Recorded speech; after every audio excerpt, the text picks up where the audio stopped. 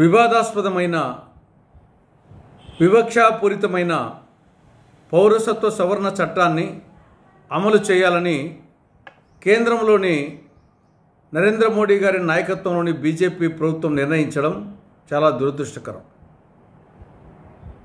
ఈ పౌరసత్వ సవరణ చట్టం సిటిజన్స్ అమెండ్మెంట్ యాక్ట్ ఇది రాజ్యాంగ వ్యతిరేకం, రాజ్యాంగ పీఠికలోని లౌకికవాదానికి వ్యతిరేకం, ఇది ముస్లింలకు వ్యతిరేకం.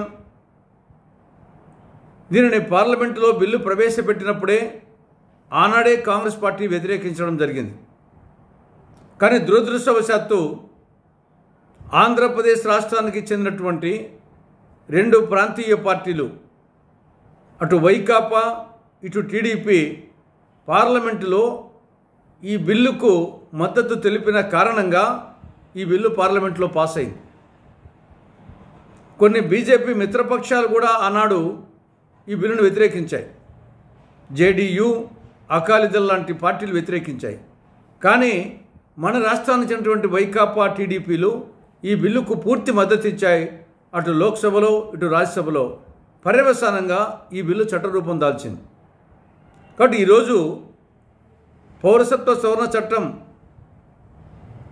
అమలు చేయాలని బీజేపీ నిర్ణయించిందంటే దానికి ప్రధాన కారణం వచ్చేసి వైకాపా టీడీపీలు. కాబట్టి రాబో సార్వత్రిక ఎన్నికల్లో ఈ యొక్క పౌరసత్వ సవరణ చట్టానికి కారకులైనటువంటి ఈ యొక్క బీజేపీ, వైకాపా, టీడీపీ పార్టీలను లౌకికవాదులందరూ ఓడించాలని, కాంగ్రెస్ పార్టీని గెలిపించాలని కాంగ్రెస్ పార్టీ విజ్ఞప్తి చేస్తూ ఉంది.